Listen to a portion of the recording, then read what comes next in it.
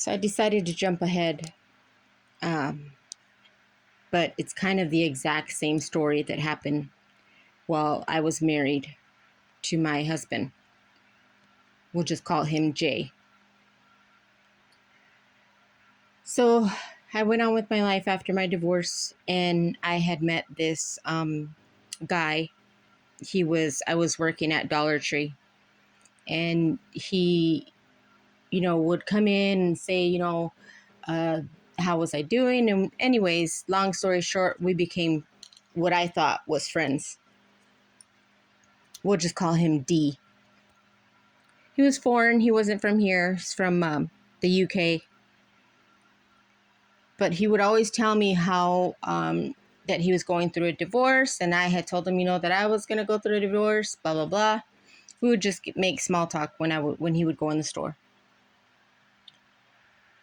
Later on, maybe a year and a half or so, he had told me one time that he had all kinds of businesses, that he was an MMA fighter and that he used to train kids for MMA and he used to train kids for boxing and he coaching, and he did all kinds of stuff.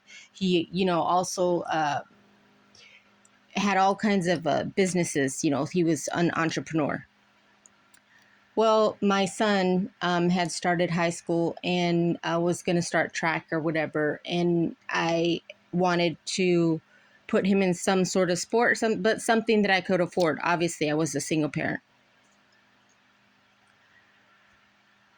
So we got to know each other, and my life started, well, it has always been a crazy mess, but it wasn't my crazy mess. This is what people wanted me to believe. That I was literally crazy, that I was delusional, that I was nuts, that I was gonna end up like my father, schizophrenic. So my husband used to tell me.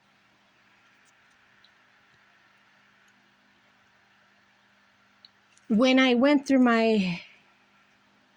leaving my husband, it was very hard for me because I always thought I had failed. I always thought that I was the one to blame because that's the way he made it seem. That's the way he embedded it into my head, that it was me, me, me, me, me. That, I just didn't let him love me, and I didn't let him do this, and I didn't let him do that, and I was trying to suffocate him and, monitor him, and just, it was always my fault. And there was a time that I was living with my sister, and she had kicked me out 2 weeks before Christmas. Again, I don't like to say a lot of things because people always steal my shit, because my phones are hacked, my emails are hacked, and everybody's watching me, all eyes on me. And she kicked me out 2 weeks before Christmas. And during the time, I was looking up my husband, his background, of see if I could find anything, see if I could investigate, and because he would not give me any answers. I've only asked for one thing in life. Don't lie to me, ever. I'd rather take the good with the bad and see if we could work it out, but do not lie to me. Well, he lied over and over and over and over. And on that day when I was packing my stuff, my son was actually coming, from his brother's house. He went and spent some time over there because he saw that I was stressed out, and I was constantly investigating. Anyways, as I got in a fight with my sister, and I'm crying because I'm so angry, my son walks in the door. He was coming back to, spend Christmas with me. And the look on his face when he saw me, when I looked up at him, I'll never forget it. It broke my heart in pieces. because we had already gone through that whole, we were homeless and out in the streets. And I promised myself that was never going to happen to my son again. He was never going to be out there. He was never going to suffer the way he did.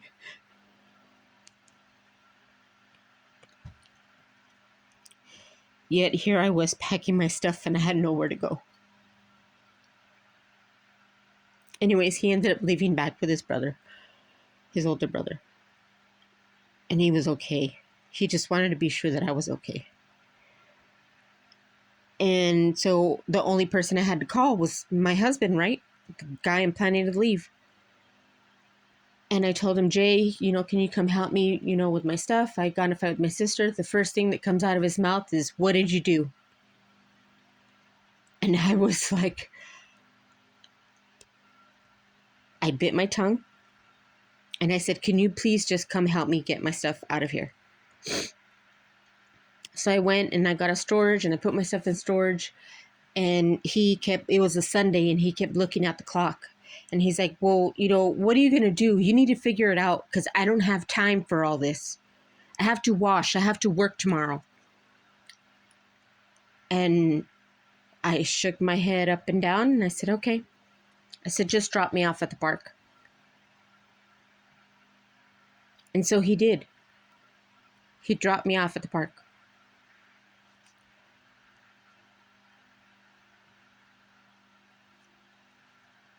That day I was just ready to give up. I was ready to call it. I was ready to leave this fucked up world that has sucked me in at every goddamn turn.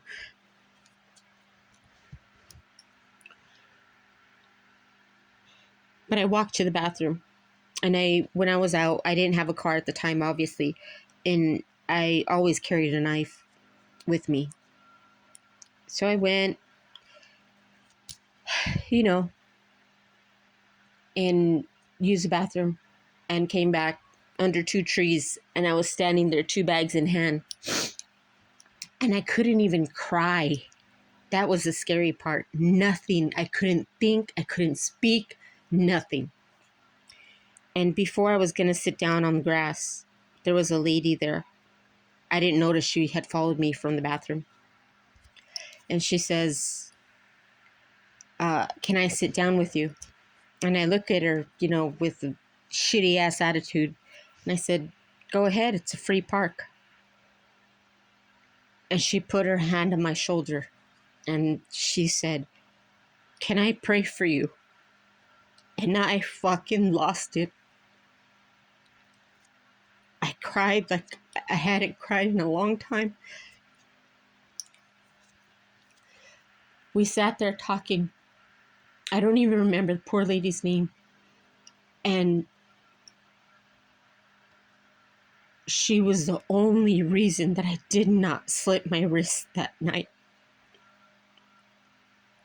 She was what stopped me.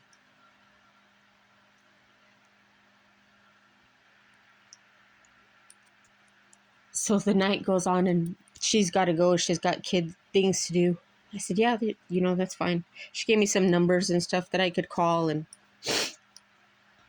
I said, thank you. And she walked off. And about 2 minutes later, I looked up and she was nowhere to be found.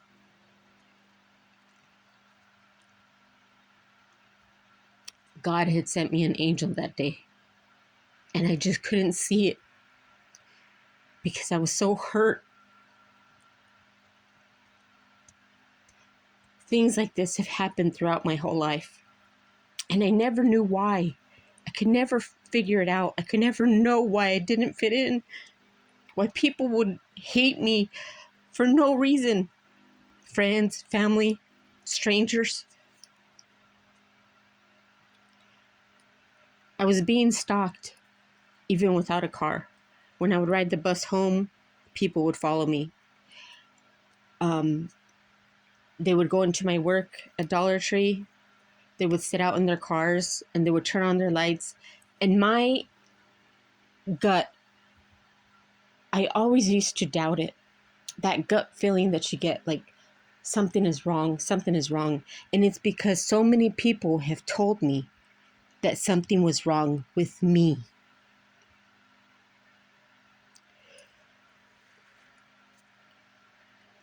Anyways, speed it up a little bit. My taxes came in the next year. I'm able to get a car, and I get a 2014 Jetta. I move on with my life, and I'm still trying to let go of Jay. Things between me and D had progressed, and I thought he was a true friend. I thought he was really going to be there for me. And I always, to this day, blame myself for not seeing the red flags, for assuming that someone is good when they aren't, giving them the benefit of the doubt, giving them chance after chance after chance after chance to step all over me again. I had gotten in a fight with a roommate after my sister, kicked me out. I stayed with a mutual friend of a friend, and I used to live there at his house, and we got into an argument. Anyways, D told me that I could move in with him. Things were going great. We're dating, blah, blah, blah. He helped me, file the divorce papers. He pushed me to do that and pushed me to get a better job. And then I ended up getting a job, at the school district as a behavioral interventionist, with kids from kinder through 8th grade. And I really loved my job. I really did. I don't remember quite what happened, but I was looking up his ex-wife for some reason, and my mind threw me off track towards him. So I start looking up his background and stuff for some reason. It just, when I get that feeling, I cannot stop until I find out why. Why? I just can't leave it alone. When I left my first husband, I had no one. I had no friends. I had nobody. The only person I had was myself. And I was so angry at God. I was so angry at him. I kept asking why. Why am I going through all this? Why does this happen to me? And every day I would get on my knees and I would pray and I would scream and I would yell and I would cry.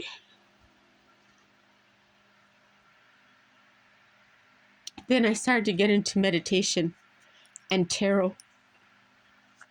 And things kept coming to me and coming to me and coming to me. So it would make me keep going and going and going night after night, looking things up on my husband. Then this happened with D. We had planned to get married in February of this past year. Even after I started looking at all his stuff and I knew something was wrong, I was still willing to marry him. I've given him a billion chances to come clean. I'm sure he was with other people. I'm sure he even had children with other people. Maybe he was even still married. Maybe he was even in an open marriage. But I do know that him and my husband both were associated or working for some sort of society. The stories are too similar. It's not a coincidence. And that's where they made the mistake, because they didn't think that I was smart enough to catch on to them. Towards the end, Danny kept telling me the same thing that Jason used to tell me. Oh, I was crazy. I was delusional. Are you back on drugs? You need help. Gee, you need help. And 3 days before we were going to get married, I blew up, and I don't remember who exactly called it off, whether it was me or D, but the marriage was off. Everything was already paid for. My kids have already gone to get fitted for suits. everything done over. And I told him to give me, a couple days to get my things out of his place. There was a bunch of shady shit that was still happening in those days. He would never leave his phone, ever. And I was working at the school at the time, and he transferred all his contacts to my work computer, to my work email. After that, my work email was hacked. But this man had over 3,000 contacts. When I looked at his Facebook, he had over 5,000 followers. I mean, who really talks to that many people? Who really keeps in contact with that many people? And why? Supposedly, you're this person who keeps to himself and doesn't go out and doesn't bring, women around your kids and blah, blah, blah, and woo, woo, woo.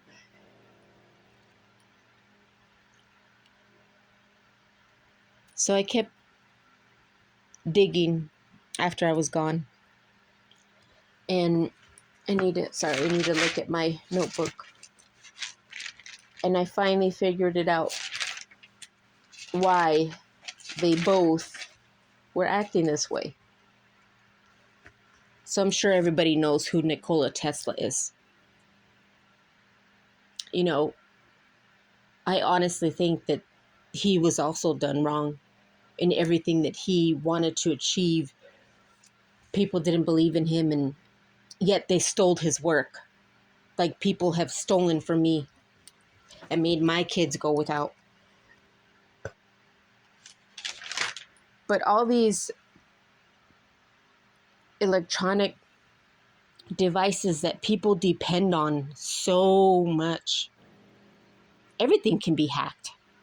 Anything that you can plug into a socket can be hacked. Anything that runs on a battery can be hacked. Yeah, people say, oh, it won't happen to me. I use a VPN, blah, blah, blah. Doesn't matter. Anybody can mirror your phone, your TV, your tablet. The night I left Danny, once again, the gang stalking started. And this time it was worse. Car after car after car. Now, I was in the streets, so I'm very aware of my surroundings when I'm out. I know when someone's following me. I'm not an idiot. He always made it seem like I was crazy and that I needed help and that no one was out to get me. No one was out to hurt me. People have poisoned me. People have sabotaged me, lied, deceit, cheated. They're just fake and phonies everywhere you go. You can't trust anybody. And I couldn't figure out why people kept following my car. They would get really close to my car and then they would back up. So then, I started to have fun with them and, make them chase me. I would never use my blinkers. Come to find out, I don't know if you guys have heard of crypto mining, but now there's a way that you can crypto mine for cryptocurrency in your car. Now, the two men that I have this whole issue with, they're extremely intelligent. They're not stupid. So please don't play dumb with me. That's what I told both of them. The reason I was with them was because of their intelligence. Not because of what they could give me, not because of who they were or anything like that. Because for all I knew, they were nobody. That was a lie. These men have made money off of deceiving people, fake profiles, but because they were so intelligent, they thought they would never get caught. Their time is coming, believe me. Anyways, your cars can be linked as a crypto miner. There's apps that people can just scan your car like you would scan, what is that thing? Not a barcode. That little square thing, that has all the little black lines. I can't remember what it's called. Sorry. Anyways, they can scan your car like that. And people can build on this blockchain over and over and over. And what ends up happening is they end up getting the money, but yet you're the one who's traveling everywhere. And I know it has something to do with music. I just haven't looked at the catalog that I just got. When I drive, I always drove really fast and I blared my music really loud. But if he was in the car, if D was in the car, I wouldn't really put it loud because, he was always on his phone, always calling somebody, always doing something.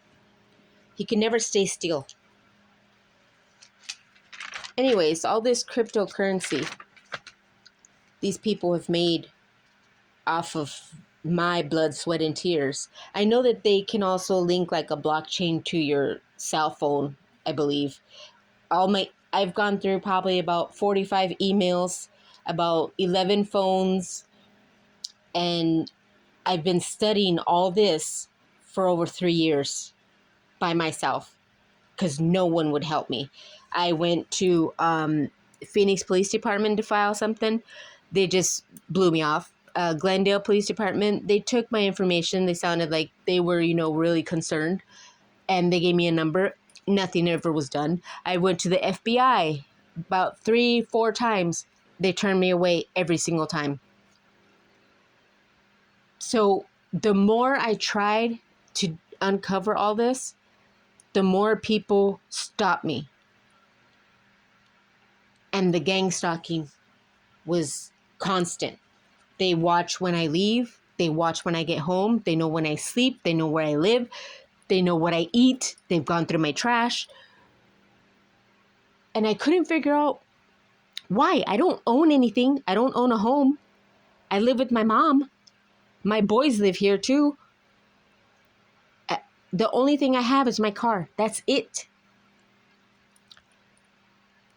During the time when I was still working at the school, my school email computer had gotten hacked. And I kept telling them that something was wrong. Something was wrong. The school wouldn't do anything. And I know that this cryptocurrency and stuff has something to do with the electric companies and solar panels and all this, right? This is why I know that they were working for a society. Why would no one help me? First of all, I'm a woman.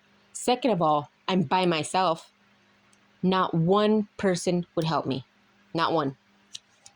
So I had to dig and I had to learn on my own. These people deal in APIs. I don't know if you guys know what an API is, but it's an application interface program, which allows companies to group their application data and functionality to external third-party developers, business partners, international departments or partners with their what did I write there? With their company. Sorry. Danny had a blog. It was DVIPS or something like that. And I kept looking that up. Sorry, I'm looking for my other notebook.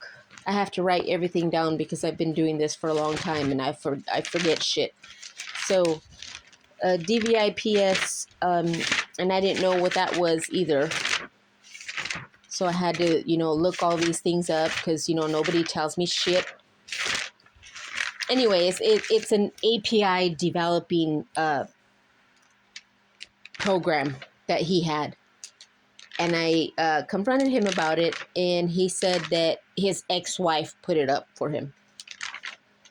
Even after that, I said, okay, fine, whatever. I let it go.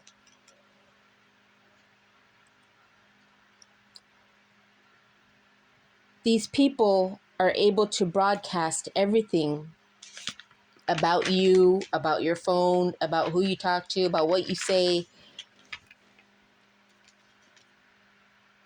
because of this virus or that they put on your phone, which is through Apache.org, I believe, or Python.org. They get all their information, or they make their stuff off of GitHub. And GitHub is where you can go and, build your own, like your own stuff, your own programs. It's a programming thing.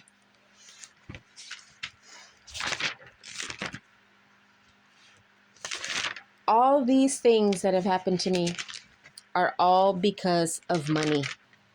Wasn't the money that I had, but they sure as hell did make money off of me. It's like the whole world had turned against me and wanted me to stop looking, and I didn't know why, but I didn't stop. They have their own communities. They're stuck in, there's been all kinds of businesses, governmental and regular, and communities, and all kinds of things that are all linked to this, because they are making so much money off of these blockchains and so much cryptocurrency, which they can, use overseas. They don't even have to say that they have it here in the US, I believe. They're linked to churches, and they're just everywhere. That's why they didn't want me to speak. They didn't want me to say what I knew, or they thought I didn't know anything. I've been searching and searching and searching for about 3.5 years. And that is why. They have cars and houses, and they've done tons of stuff with this blockchain that has been linked to my name, to my car, to my phones, to my tablet. They've made millions and millions of dollars off of me. Yet I don't have a home. And my kids have gone without many times. Because I'm only one person. I can only do so much. They have fake profiles everywhere. Every single place you can imagine. All these websites that you guys all depend on, Google, Apple,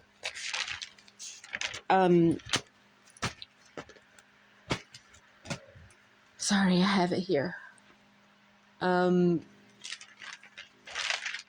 Tesla, Audi, BMW, Nissan, Toyota.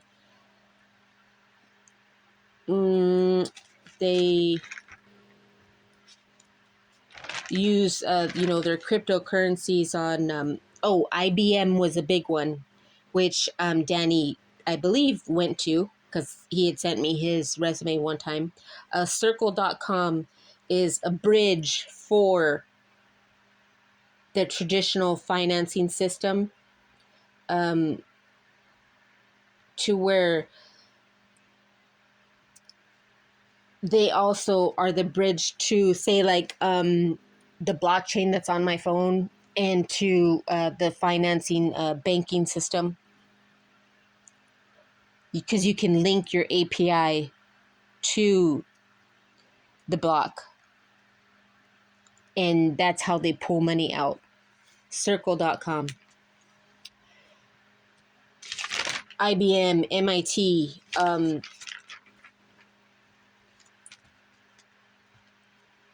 DragonChain.com, Dragon Chain Community, cryptocurrency, Bitcoin, Ethereum, Tether, Binance Coin, USD Coin, Purse.io, CoinSource.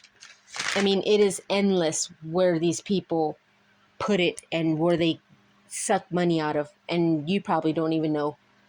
They use Square, PayPal, Venmo, or is it Cash App?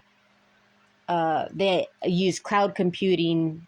Google, Uber, Lyft. Anytime you scan your card somewhere, they can take it.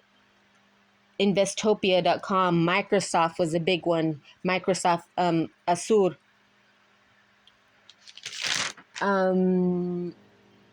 Their digital currency groups. Blockgeeks.com. Sophie, XRP, the Federal Deposit Coin Corp, the DMV, the Dogecoin, Forbes.com, Robinhood, U.S. Securities and Exchange Commission, the NVDA, PayPal, Bitstamp, Kraken,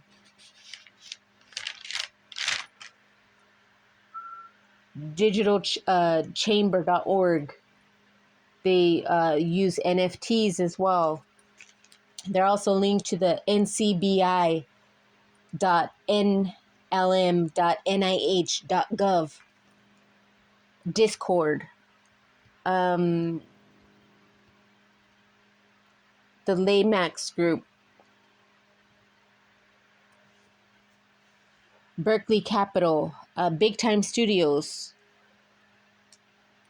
They're linked in Amazon, the Postal Service, UPS, FedEx.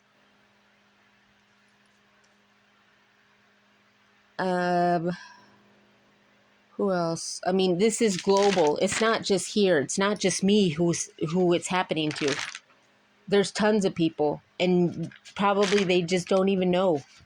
This goes worldwide because they have dealt with people, overseas, in the UK, in China, in COVID. They used COVID basically as a cover-up to suck money from all the governments that were willing to help. The PPP loans, they're linked in that.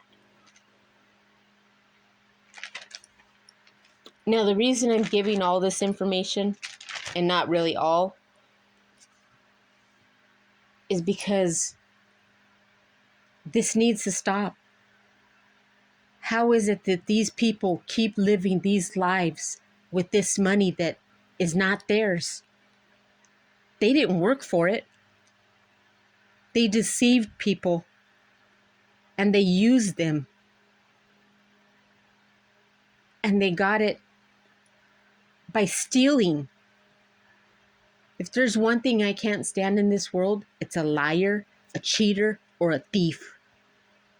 That's why I wouldn't give up. This road has been long and hard, and I've done it all by myself with no help, not one friend. Everybody turned against me. Why? Because they can be bought. That was the difference between me and them. You can't buy me. I'm not for sale. I won't stay quiet. I won't stop doing something because you give me money. It's not going to happen. I can't. Goes against everything I stand for, my integrity, which I have fought long and hard to keep.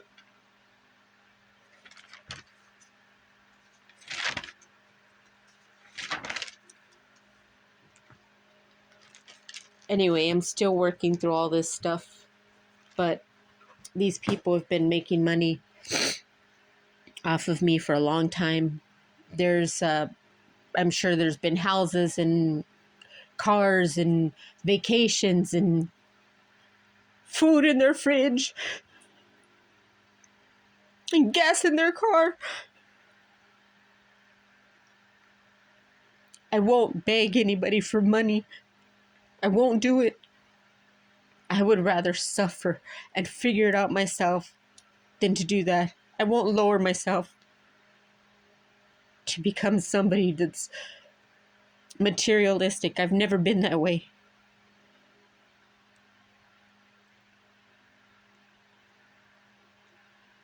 I'll try and get that other video out, but God was telling me that I needed to jump to this one now. I don't even know if anybody will ever see it, seeing as how my phones and emails are hacked and mirrored, and I'm watched like if I was in fucking prison.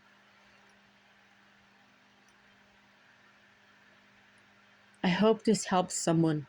I hope it opens someone's eyes to what this world has become.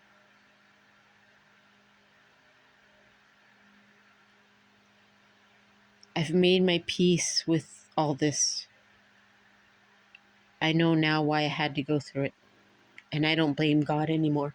As a matter of fact, I've gotten closer to Him, closer than you can ever imagine.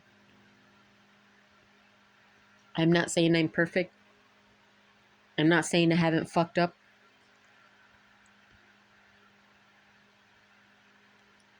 But you know what? If I did drugs and went out to drink and stuff, I didn't harm anybody else. The only one I was harming was myself. I never brought it around my kids. I never stole.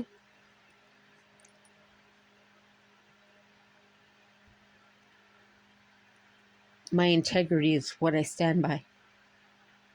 And someday, somewhere, people will know what happened. All this will come out. I know it will, because God has told me it will.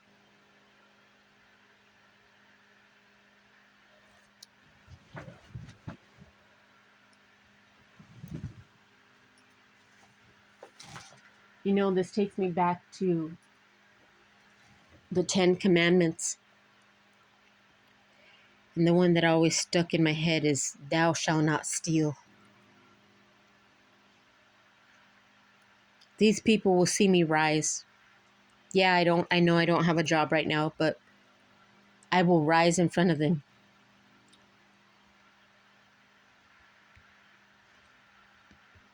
And I will have the last word. I promise you that. I promise on everything that I love in this world, and everything that I stand for, and everything that I have fought for by myself. I promise you.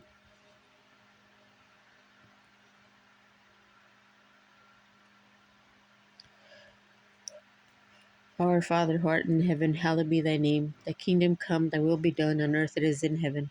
Give us this day our daily bread, and forgive us our trespasses as we forgive those who trespass against us. And lead us not into temptation, but deliver us from evil.